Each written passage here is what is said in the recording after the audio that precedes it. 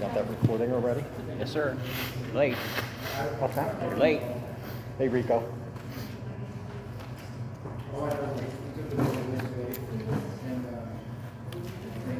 Okay.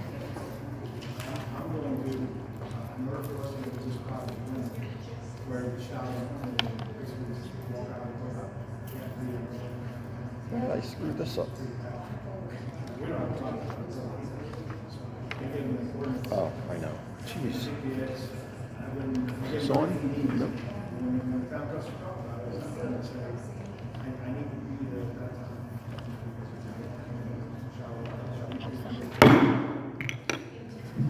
On behalf of the Rainbow Lakes Estates Advisory Board, welcome to the September 19th, 2024 Advisory Board meeting. As a courtesy to others, please silence your cell phones and other electronic devices. If you need to take a call, please step outside. Talking or outbursts from the audience during the meeting will not be permitted. Please take seats if they are available. If you wish to specifically call upon and speak with an individual in the audience during the meeting, please address the chair first. You do not need to address the chair to speak to other board members or to anyone from the public who is addressing the board during the agenda or general public comment portion of the meeting.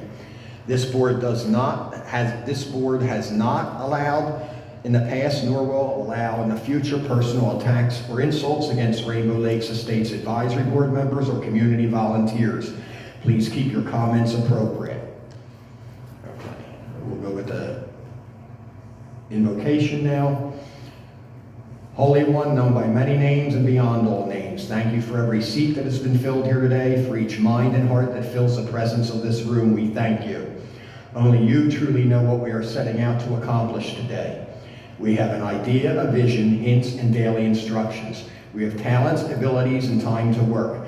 However, only you can see in perfect detail the end of every beginning. Every project, every season, every life. Nothing is ever in vain, for even mistakes and missteps are used for good. Your righteousness transcends all our efforts and understanding. Forgive us for our pride, the pride that puffs us up, and the pride that threatens to unqualify us.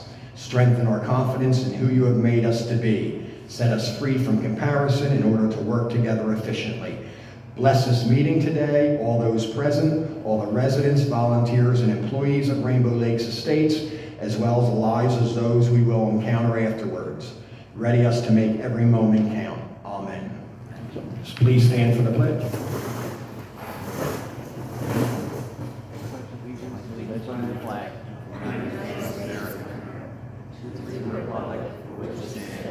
One nation, under God, indivisible, liberty and justice for all.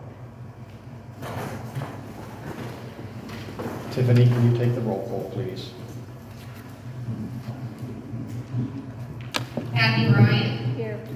Paula Gottlieb. Here. Alan McKay. Here. Dallas Silva. Here. Rico Scruzzo. Here. Dan Wilson. Here.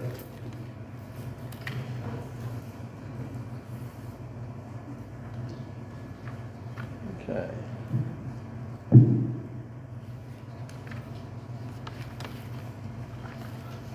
And do we have anybody, or Tiffany, do we have anybody signed up for the agenda? Okay. Moving on.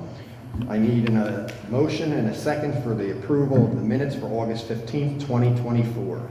Anybody have any concerns or any questions? I will about second. the minutes? Okay, I got a motion. All in favor? Aye. Opposed? Motion carries. Okay. Maybe we're steamrolling along here. Okay. Advisory Committee Member Reports. Vice Chairman, Public Safety, Alan McKay. Thank you, Mr. Chairman.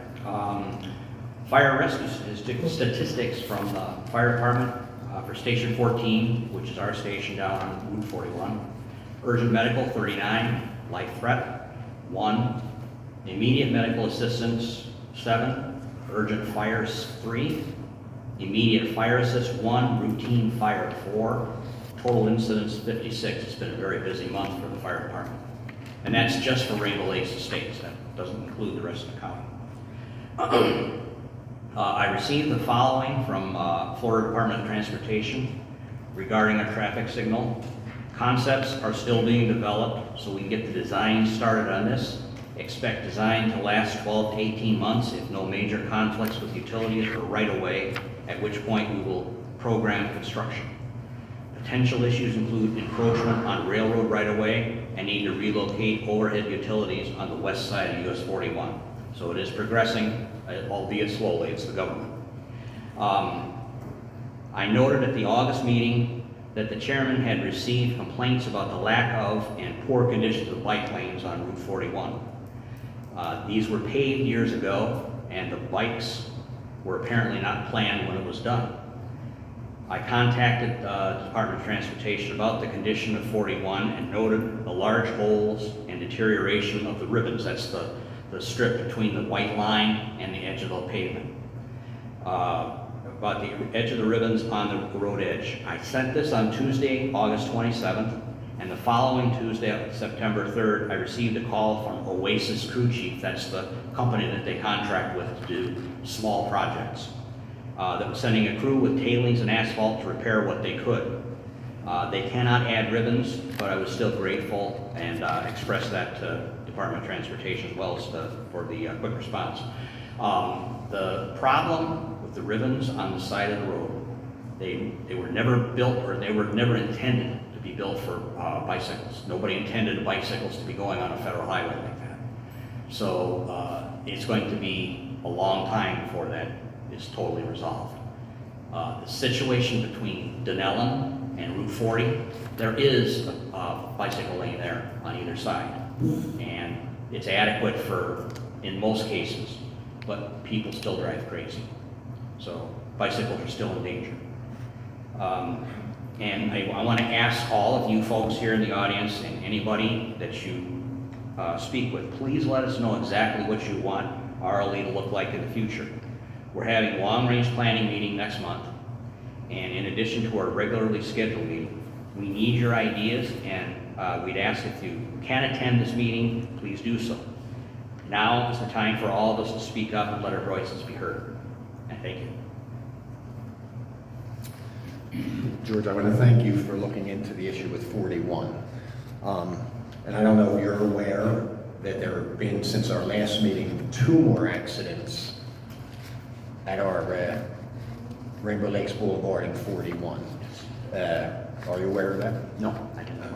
I don't know if there were fatalities, but I know the one that just last week was pretty brutal. It's tough. The situation there with southbound traffic coming from the north, it goes from a 60 mile an hour to 55. Well, that's not slow enough. And it's changed, speed should change long before the landfill. Well, since you have a good relationship with DOT, it seems, Mhm. could you maybe bring this to their attention and possibly they could speed up? Because we've got, another year minimum to wait for that light. Year and a half at least. Yeah. It's not an instant process. Yeah. I wish it I was. mean, But I'm disappointed that our sheriff representative isn't here. I wish she was. All right, thank you. Thank you. Okay. Buildings and Grounds Representative Kathy Bryant. I have no update, but I encourage people to use the parks. They're beautiful and they're well kept. Is that it? That's it. That was simple. Yep. And I heard you.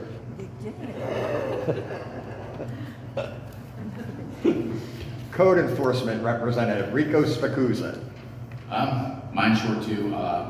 No new reports for any violations or anything. So I mean, if anybody does see anything that they think needs to be taken a look at, definitely reach out to me, reach out to the office. But yeah, nothing new. I'm still waiting to hear back on some of the old things that I put in. Apparently it's a very slow process. But yeah, as soon as I get updates, I'll let everybody know. Thank you. Levy County Representative Dan Wilshushan. Okay, so on code enforcement for Levy County, everything is looking good in the back. We haven't had any new issues. Most of the old ones have been resolved. I did have a roads issue. Work order was submitted for a stop sign, or no, for a stop sign at 105th and 134th. Or no, that was under the public safety issue, and that's been resolved. The stop sign was taken down by a truck that was dumping tree debris and so on another vacant property. One of the residents out there had seen it, went to address the issue. The truck was unmarked, the trailer was unmarked, and he couldn't get a plate number. When their attempt to leave, they ran over the street sign and the stop sign, but that's been repaired. I also have a work order in for road maintenance at 105th and 134th. There is another resident that called in on that after the work order had been put through. It looks like there is something going on over there. I'm not sure if our maintenance people have had a chance to look at it, but I did notice that Levy County was out there looking at the issue. So I think that'll, somehow, some way, that's going to resolve itself. I wanted to also thank the office. I did receive the financial reports. I have not had a chance to review them. I will take them with me on my vacation and go over them. I do have a couple of areas already that I may have some questions on. And then I wanted to ask Rico. I'm not sure that this is a code issue, but it's brought to my attention a couple of times. There's a truck that's parking on the sides of the road on Bonneville. And I'm not sure if it's a public safety issue or if it's a code issue, but people are complaining now because he's running up the whole side of that road where he's been parking. Tractor trailer? Tractor trailer, Been doing and I it for have years. been out there multiple times. Sometimes that trailer is loaded, sometimes it's empty. And I could be wrong, but my understanding is unless you are servicing an active build site, they're not supposed to be in here. Is this the one that you come over the hill and boom, it's there? Depends upon the direction, yes. For years. Okay, all right. I wasn't sure because it looked like maybe it was a new build that he was in, so I wasn't sure, but I was like, let me ask somebody, I don't know. Other than that, we're good. I believe on our roads, the load limit is 10 tons. And that's unless it is directly servicing something in the community. If it's not, then they're overloaded.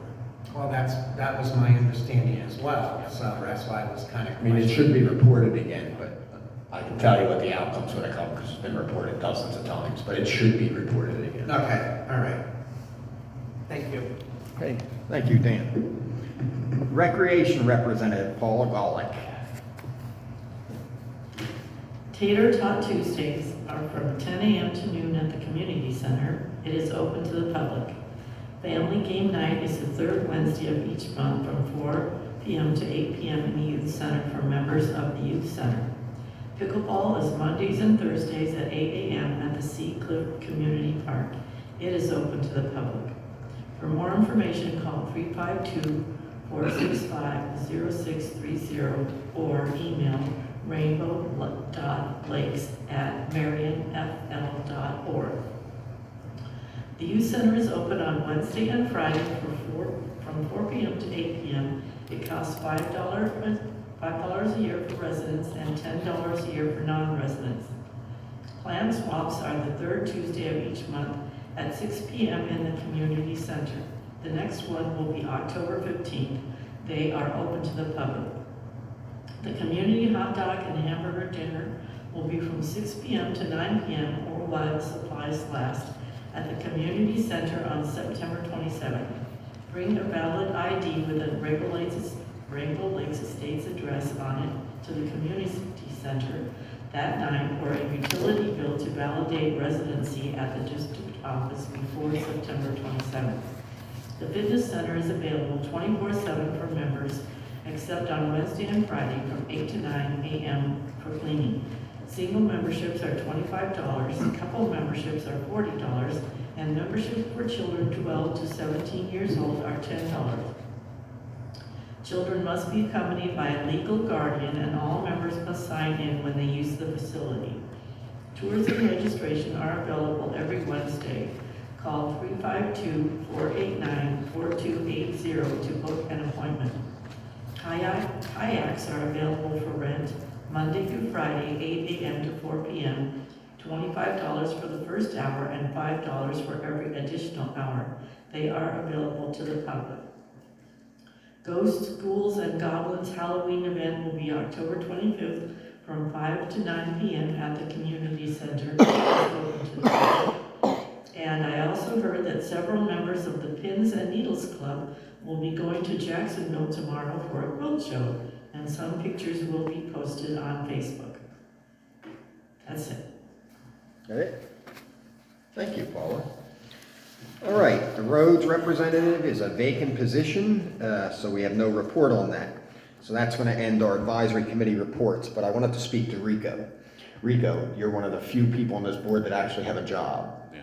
So I'm going to give you the option. Do you want to stay with code enforcement, or do you want to go with roads? Roads is a little less drama. I mean, I'll do roads. You'll do roads? All right.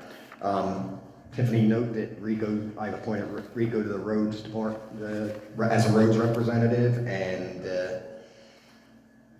whoever the next appointed board member is will have the luxury of being code enforcement. Nice position. Okay, 3B, staff report. Pamela Spacuzza, the Rainbow Lakes Estates Community Center Supervisor. Hello. Let's see if I can look in this direction, because last month, the county commissioner and you sound like twin sisters. The first thing is our projects. The alteration of the community center parking lot, the boat ramp approach has been completed. The community center basketball court resurfacing has been completed. The community center Seacliff Park playground and the community center playground, the mulch has been completed. And we've received the rowing machine. All of these projects came in under budget. Cool. The financial report for general government year-to-date expenditures, $309,861.56. And that includes the new sound system, the basketball court, and the approach removal. The revenue collected year-to-date is $475,928.88. That's for the general government fund. Recreation fund, year-to-date expenditures of $111,327.78. That includes the mulch, the asbestos testing, the tank inspection, and the bridal room. The revenue for recreation, year-to-date revenue is $306,200.35. The road and street road construction fund, expenditures year-to-date is $1,176,771.72. I'm sorry, could you repeat that? $1,176,771.72. Thank you. That includes the $62,034.72 for a new tractor. Revenue for that fund year-to-date is $1,196,156.49. And I was going to go over the upcoming events, but Paula took care of most of that. But for the Fall Craft Festival, we have 5 indoor tables remaining.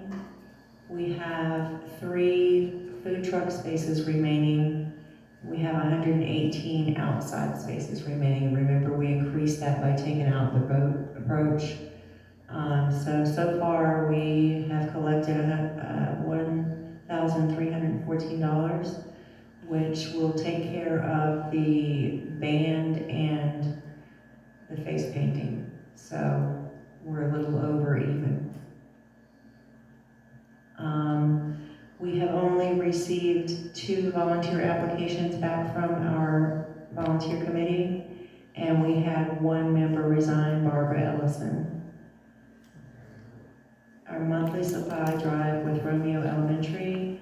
Next month is peanut butter and jelly, deodorant, and feminine products. also the September special that we're running for this building has been advertised. I don't think that we've received any applications for rentals though. That's it. That's it. I probably know the answer to this myself. I'm sure you're aware that the playground was vandalized. Yes, sir. Was there a work order put in that can be cleaned up, I would Yes, hope? sir. Yes, sir. Thank you. Welcome. And the basketball court actually looks good. And those alligators sunning themselves are really gonna enjoy themselves this year.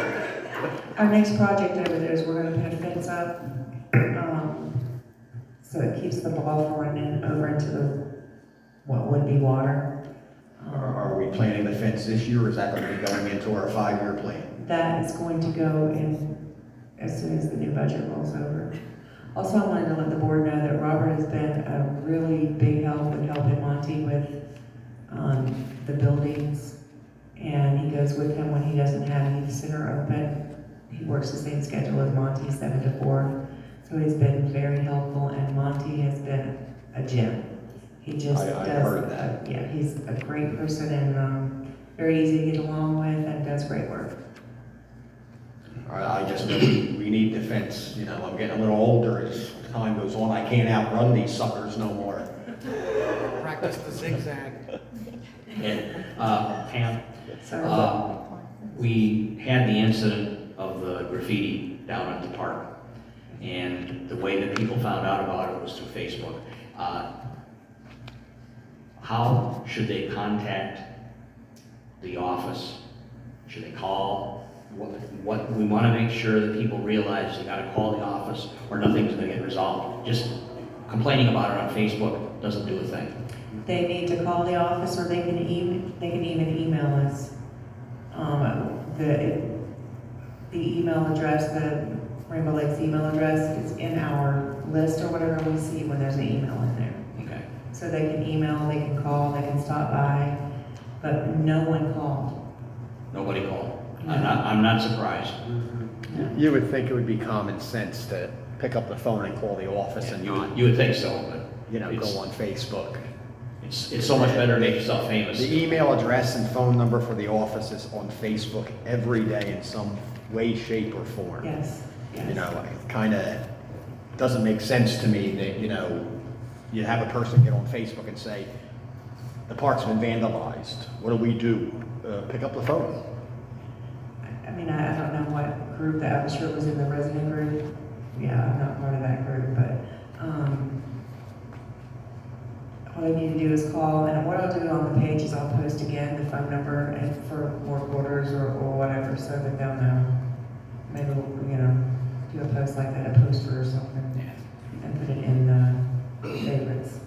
Maybe that's the kind of thing that be reposted, not necessarily weekly, but more often.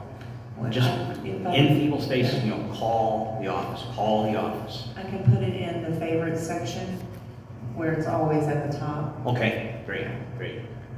And I did want to mention that advertising and the photos of the clubs and things that are being promoted are phenomenal. Yeah. Thank you. They really are great. Thank you. All right, we done with you now? I hope so. Anybody else? All right. Moving on, our special committee guests tonight are Chad Wicker, the Marion County MSTU Director, and Dana Oleski, the Marion County Chief Assistant County Attorney. Do I say that? I do say that right. All right, so we'll go with Chad. I do not have anything for this portion of the agenda. I do, however, have an update on the entrance median. Is your microphone on? Yeah, I'm hearing everybody else, great.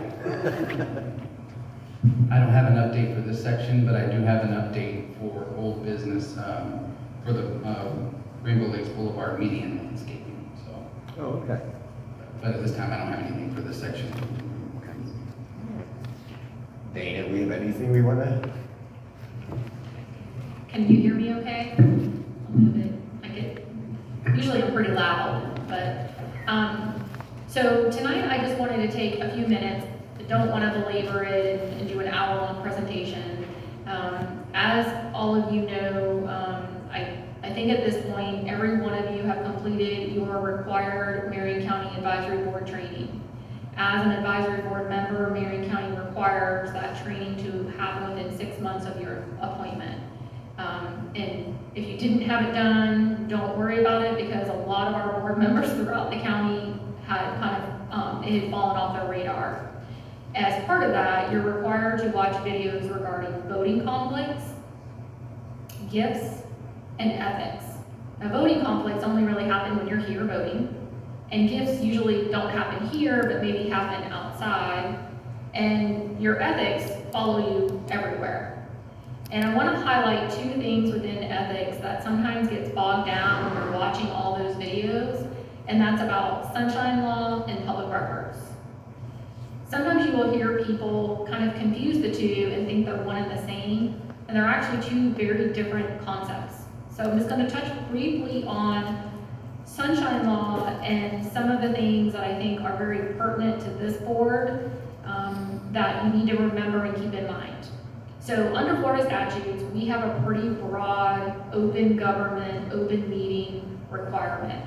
And what that means is anytime you're going to have a meeting with a public board or a commission, you have to be open to the public. There are very, very few exceptions where you can close it to the public being there. And that usually is at the Marion County Board of County Commissioners level, maybe a security meeting if something were to happen and we needed to talk to the board specifically about security.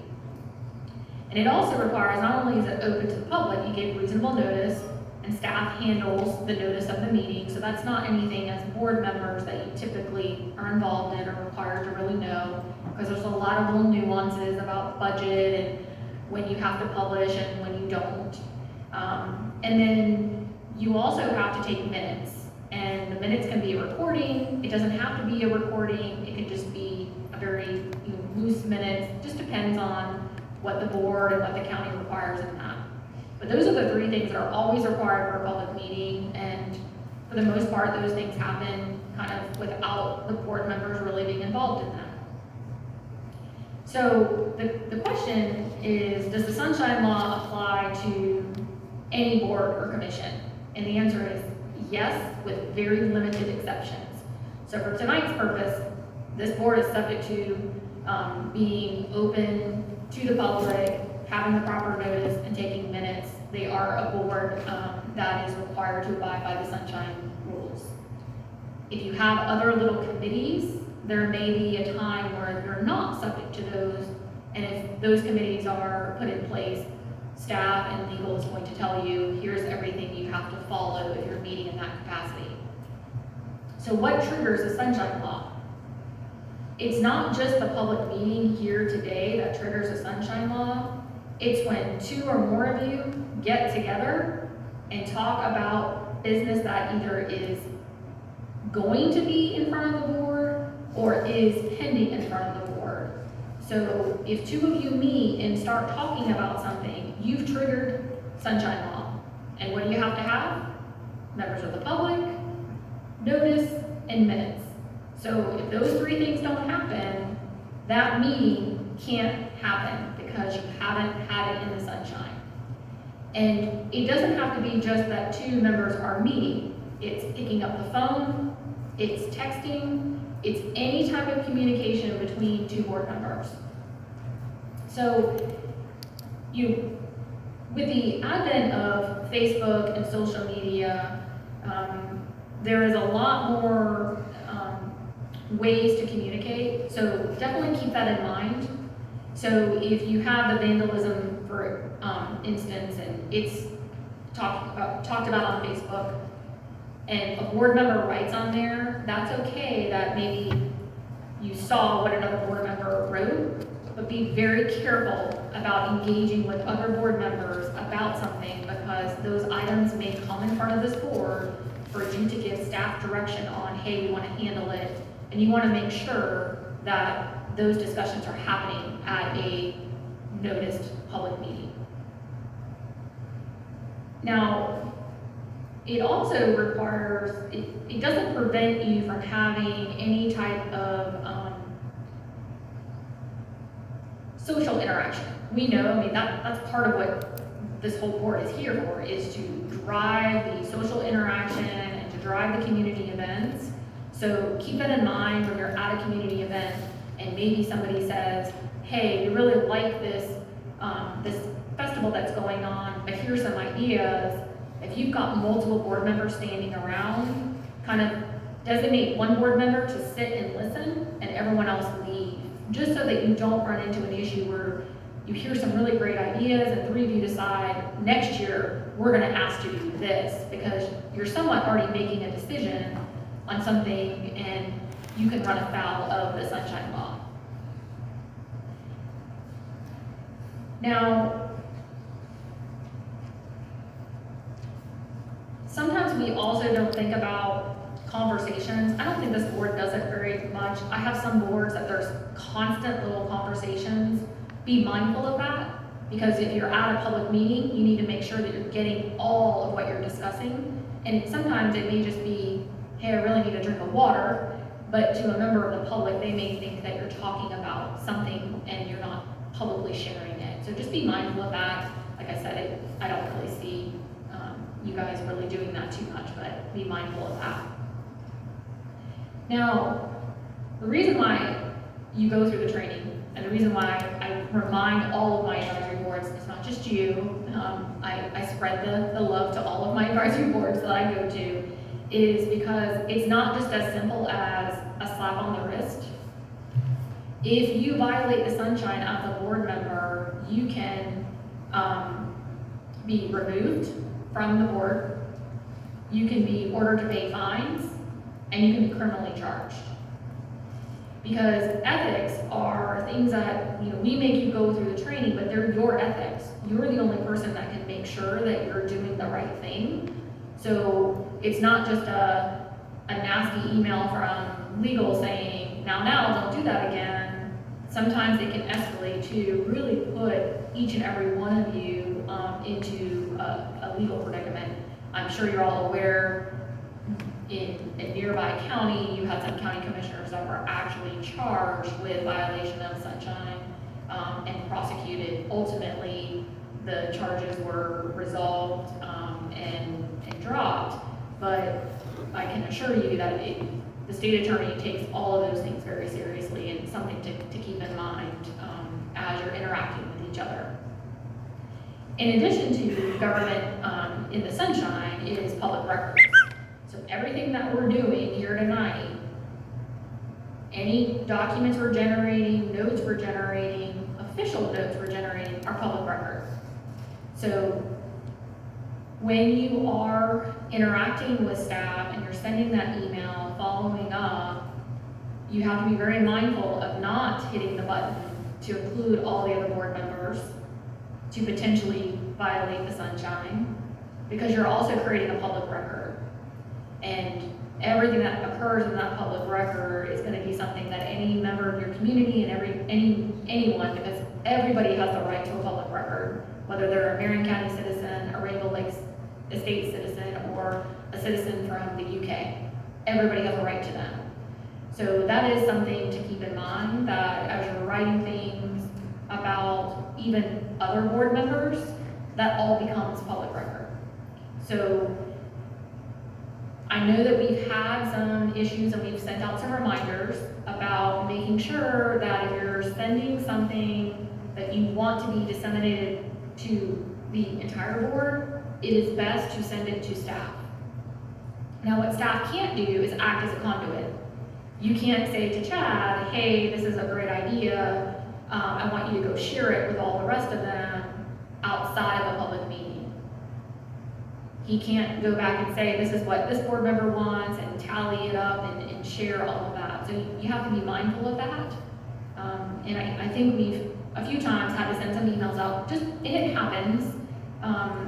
And it's best if you are on the receiving end of an email that comes out addressed to all the board members, do not respond, don't hit reply all.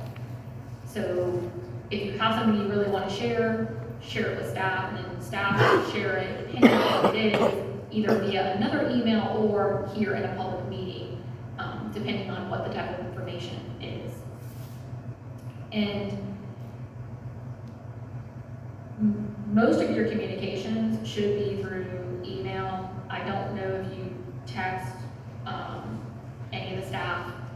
Obviously, you're not supposed to be texting each other about county business or about Rainbow Lakes Estates business. That comes before the board. But you do want to be mindful that even text messages to staff can be public record as well. So I can assure you that if we get a public records request and you've been texting Chad and somebody asks for it, at least Chad's side of it is going to get released. As a board member, if we get a public records request and we know that you have been communicating, we may ask you to produce what you have.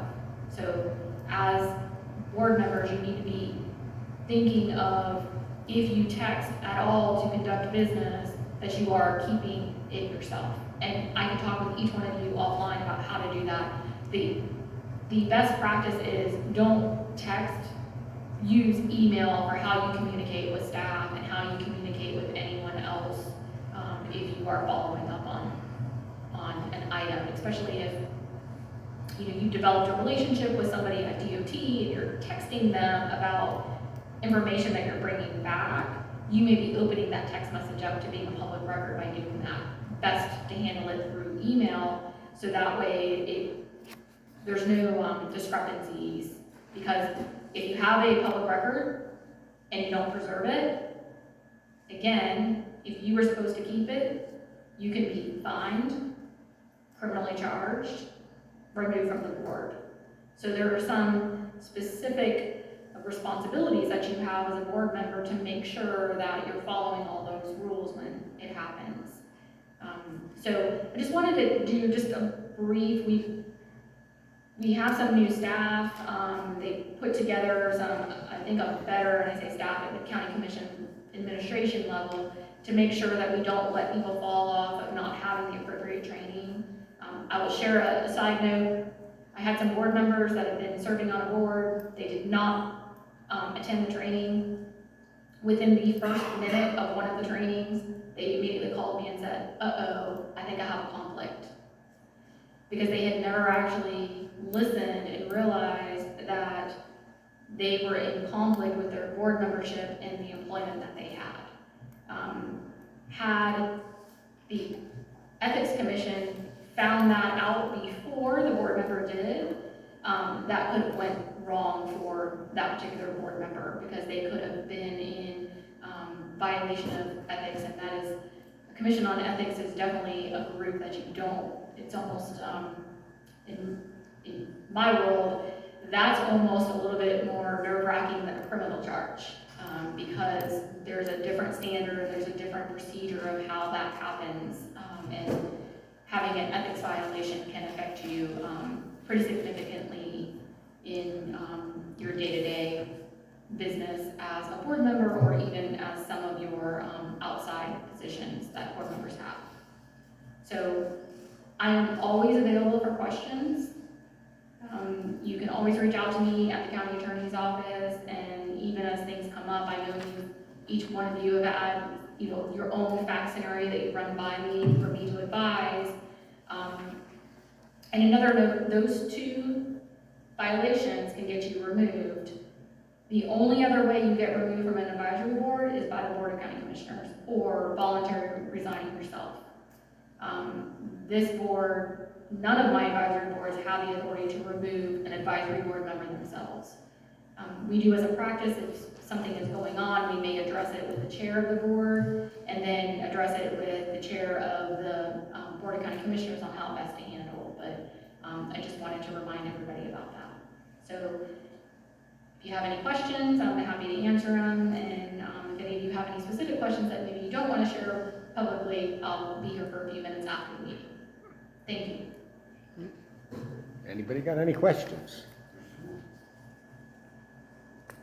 They no longer hold the, when I first joined the board, which was 7 years ago, that's when I first met you actually, and I found out that Dunkin' Donuts sold coffee in boxes. They don't have that in where they have the meetings with the, we do it all online now. We do it online. Unfortunately, that was a program through University of Central Florida, And it was great. I think it is much better when you're in a room and you can actually say, but what about this and what about that? And you realize that people are experiencing the same things.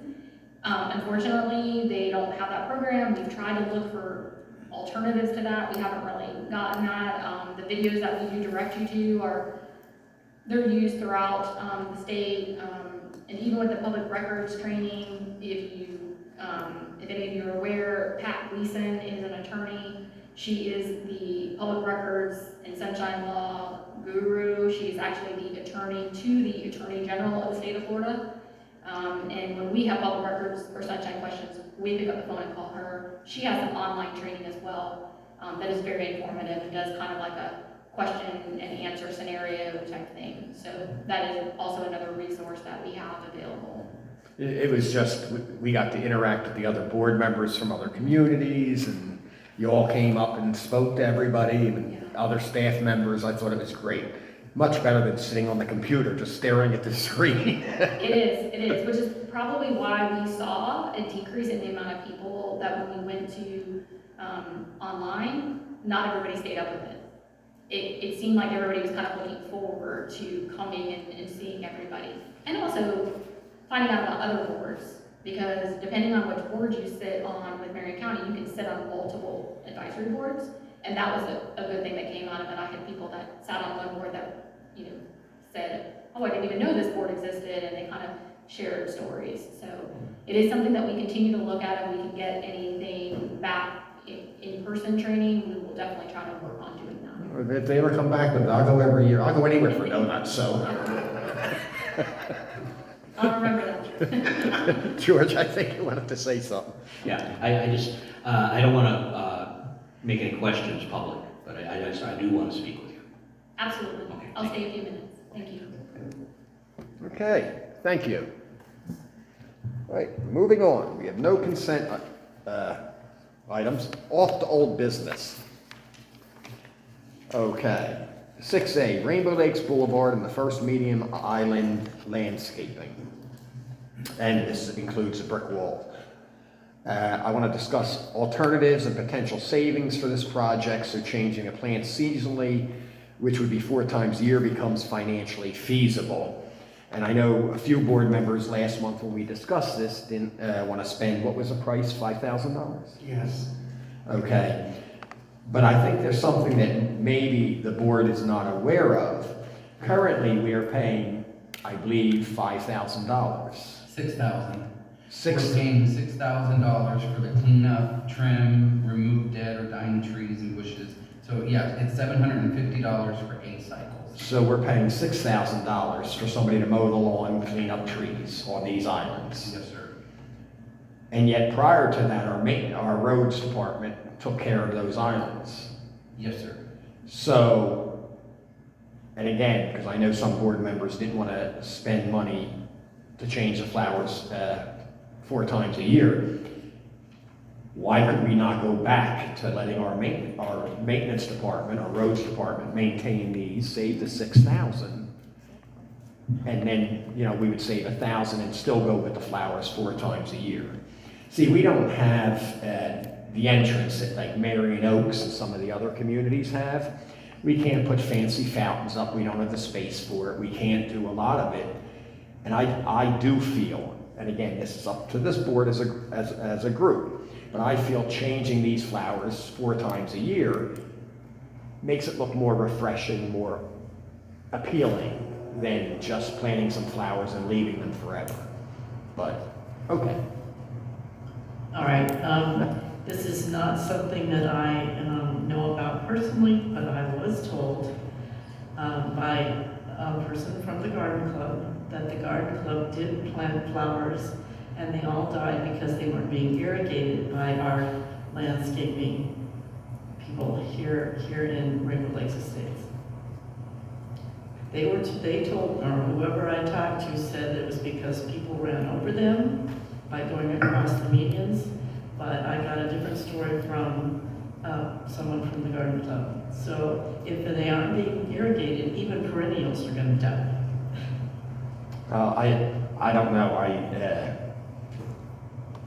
The walls do not have irrigation, that's why we're going with, what is that, drought tolerant plants up by the wall, and they probably would not change, they would stay the same year round. The island does have water, and I always saw, yeah, the garden club would put maybe half a dozen plants in at the end of the front of it, you know, maybe 10 at the most.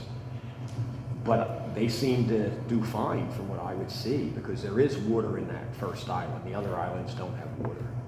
Well, if they were taken care of, they'd still be here, and they aren't. What's that? If they had been taken care of, if they were being taken care of, they would still be there, and they aren't. There aren't any flowers in that area.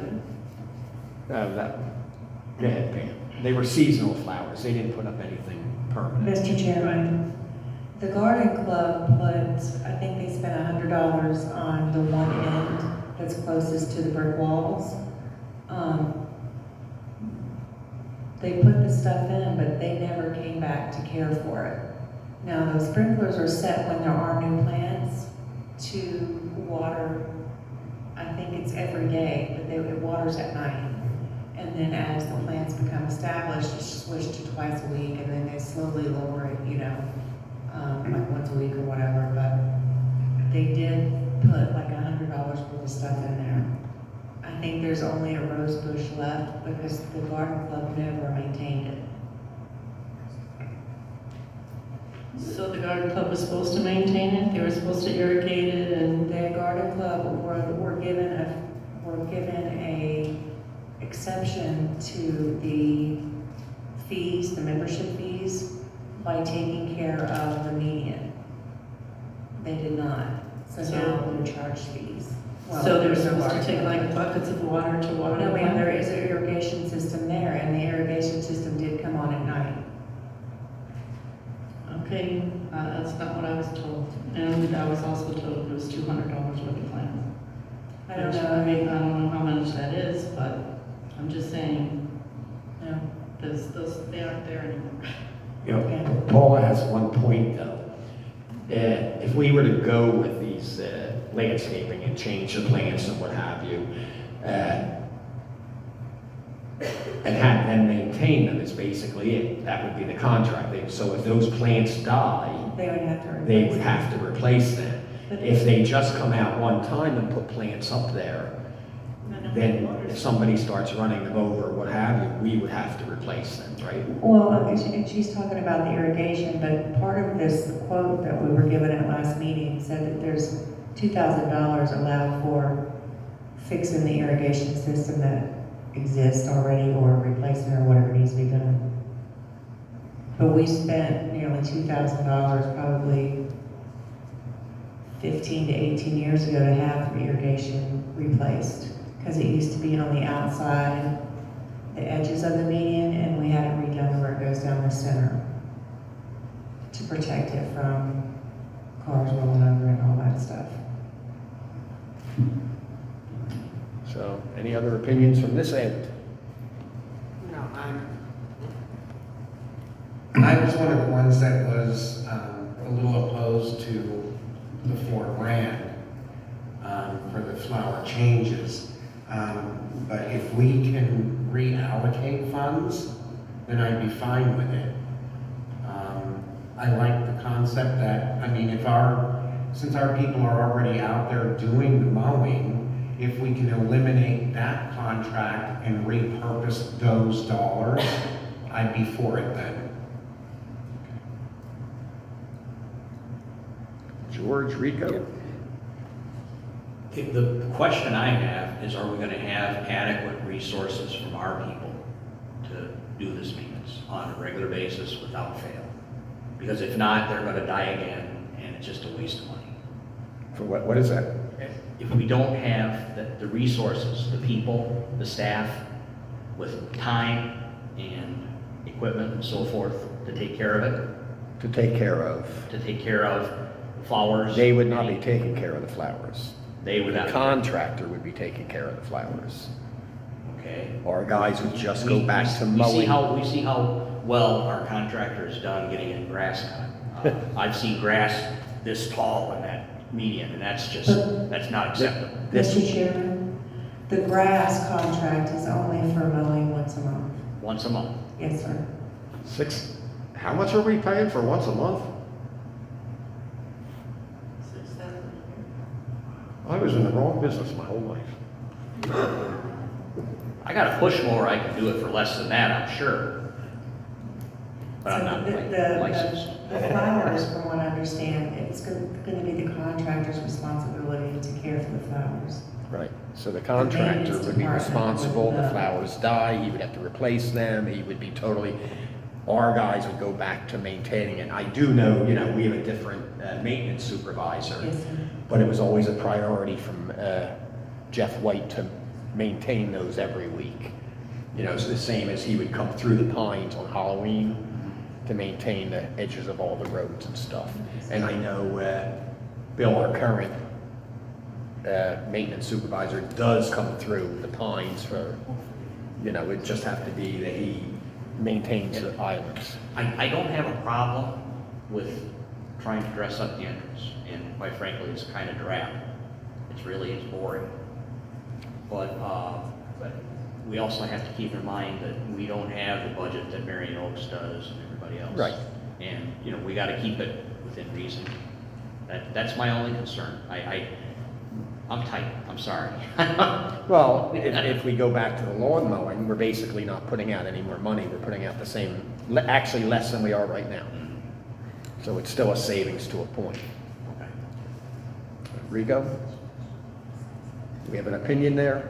Well, I mean, I kind of agree if the contractor's gonna take care of the flowers, and I mean, if the lawn contract's once a month, and I mean, if that's something, if it's not gonna overwhelm the maintenance guys to start taking over and doing that again, I mean, and yeah, when you're talking a net savings, and you have colored flowers, to me, it kind of sounds like a win-win, but I guess the big thing is it is the current maintenance. I know maintenance, there's probably less than fingers I have on one hand, members, is that gonna overwhelm them with what they're doing now? I guess that would be my big thing. I don't wanna. They do have a lot of things to do. Yeah. Big area to take care of. Yeah. Yeah, huge.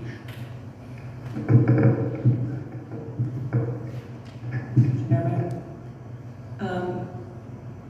the maintenance department, even when we only had 2 people, made sure the median was taken care of. So that was a top priority, and I'm sure it would be for Bill too. And you gotta remember, right now they've agreed to do it every 2 weeks. Because the contract is for once a month, so they're gonna be mowing every 2 weeks anyway. Right. So what they typically do is when they mow the DRAs or the water retention areas, they hit the entrance too. So it's part of their routine. And that's our maintenance department. Yes, sir. What kind of money would we be looking at to get water available up at the entrance? There's water in the first median, In the first meet, but not at the not the walls or the other medians. The walls would still have to go with the drought resistant, and I believe they would Yeah. they wouldn't change them out, they would just No, stay. that'd be, sorry.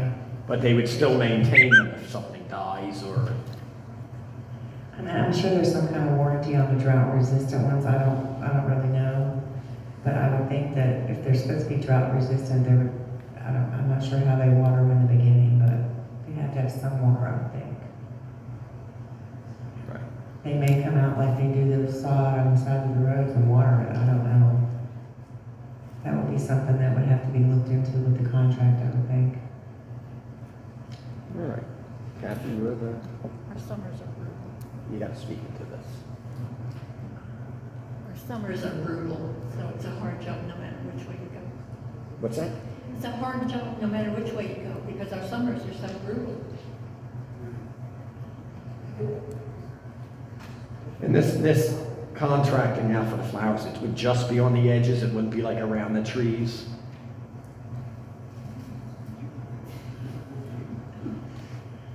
You can join in chat, we won't pick on you too much. So when I met with Pete and we went over the plans for this project, it was the bull end, so 6 feet at both ends. From what I'm seeing here, it's a number of plants that you're paying for, the number of plants. So maybe you don't put as many on the bull ends and you put a few around the trees. I mean, did you guys want to change it? We were just doing the ends.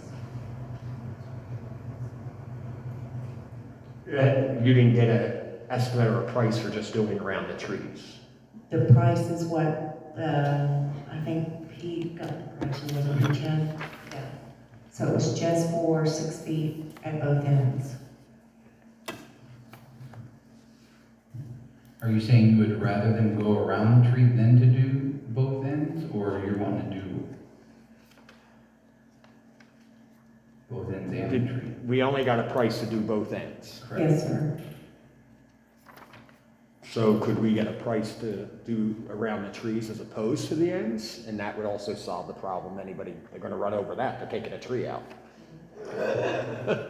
Yeah, I'm not too crazy about those bushes around the trees anyway. I think I'd rather have those pulled out and put Give me a flowers. chainsaw. Yeah, yes. Yeah, one of them looks like a bush, but it's not. It's actually sprouts of the tree, and they were supposed to cut that. I'm sorry, you're not doing that. One of them looks like a bush, but it's not. It's sprouts of the tree. They were supposed to cut that back, the contractor was, so I don't know if they did. I don't go that way, but. All right, well, before we can decide on this, can you get Yeah. You want me to go back? All right. So let me make sure I understand what the board wants now. You guys are wanting to possibly cancel the maintenance contract. I think we should vote on canceling the lawn mowing tonight, Okay. because to spend that kind of money, it's ridiculous for once a month. That's what I was gonna ask, is it to when? So the contract is until May. So we can vote to cancel that contract when it's up in May. May. Oh my God. Yeah, All right, you gotta do it yearly. wow. We're stuck with them till May. Wow. And then, like Pam was saying, we did ask our internal crew to mow every other week, so that way it stays cleaner looking. Wow, May.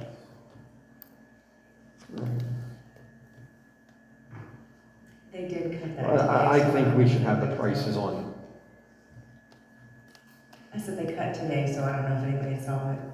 as far as the flowers, I think we should get the prices on around the trees. I didn't. I did see it. Yeah, I did. Around the trees. Yeah. I mean, maybe that would even be the better idea, to just have around the trees and not on the edge. I have to, All right. I agree with that. I think if you put it, The plants that are sitting on the bull nose is what you're talking Yes, about. sir. Exactly, they're more subject and susceptible to damage and destruction. Right. So get us that price, Yeah, please. Annuals or perennials? if we cancel the contract, we can go with it. I'd like to see them changed 4 times a year, but Okay. have to give me an estimate on both so we can read it. All right. I will do that for you, no worries. Making you earn your paycheck this tonight, aren't we? Thank you, Chad. All right, we all happy with that, right? Yes. Bully. We don't want your opinion. Bully. All right, moving on.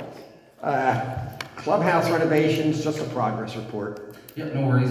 So, we met with the engineer on site, they measured the entire building, and they're currently working on, the plans for us to go out to bid. So right now, it's in the engineer's court, they're drafting us everything that we need to make it an official bid process. So, Okay, anybody have any questions about this, sir? Pam, I understood they did some power washing at the, you knew I wasn't going to let go of this Creative Arts Center, you knew me. They did some power washing over there?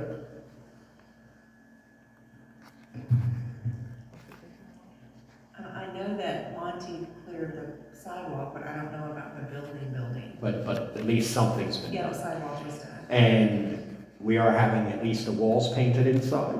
Yes, I have contacted one of the clubs that meets in there and asked them to remove their stuff, because we will be removing all shelving around the 1st of November. And some of the projects that we're doing here is, we're going to be clearing the flower beds here in the front, trimming the trees up and putting down some mulch and maybe some border to make it look better here. Around the sides and all that stuff. And we're gonna be doing some weeding up at the office and maybe transfer some plants from the old rec office up here, amaryllis, because they'll grow without, So trying to make this look a little more inviting up here. Right, okay. Well, at least something's being done over there, so I'll stop yelling so much. There you go. And we found some paint on the road we're gonna use. Okay, and I did want to mention the painting of this door out here. Looks great. Oh, thank you. He's gotta do another coat. When they start on the rest of the doors. You knew it was coming. Tomorrow. Thank you, Mr. Chairman.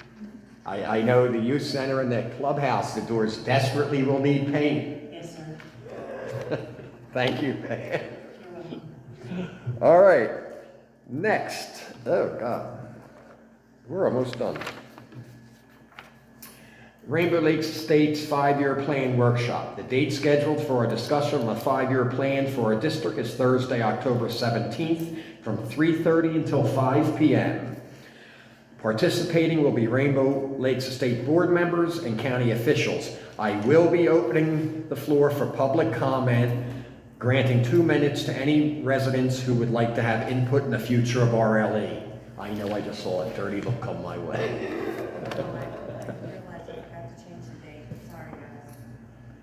Okay, anybody have any remarks or comments? Are you asking me about public comment at a workshop? Yeah, that's what I wanted to clarify real quick. So that is usually up to the chairman of the Board of County Commissioners as to whether or not to allow public comment for the meeting. So we can follow up with the chair regarding public comment for that particular workshop. Okay.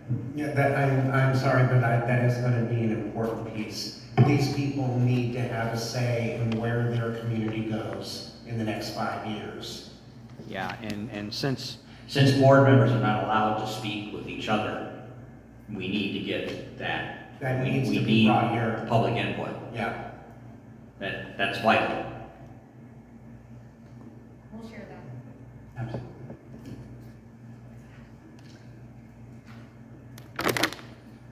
All right. That ends old business. New business, board items, we have nothing. Do any of the board members have any new business they want to just wing it? No? Prior meeting updates? Any board members have any prior meeting updates? Nope. All right, moving on to general public comment. Do we have anybody that signed up? Does anybody have anything they want to say for 2 minutes? Oh, tough crowd. Okay, I gotta put these glasses back on. Do any of the board members or board guests have anything they would like to announce? No? Our meet and greet dinner will be held here in the Rainbow Lakes Estates Community Center on Friday, September 27th at 6 p.m. We are serving hamburgers and hot dogs. I believe I'm in that position to be serving them, aren't I? Yeah, I think I'm on the serving list. you and I are.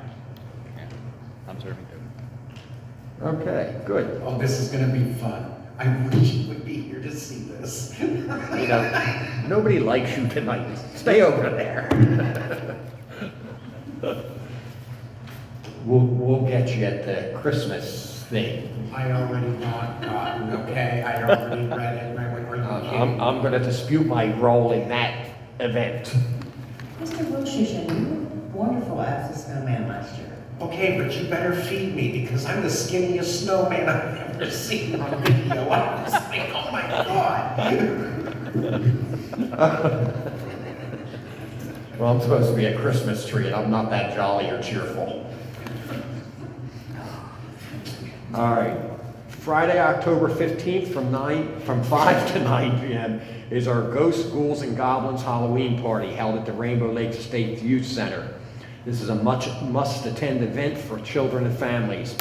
Volunteers are desperately needed, so to volunteer, please contact Robert Howard in our Recreation Department.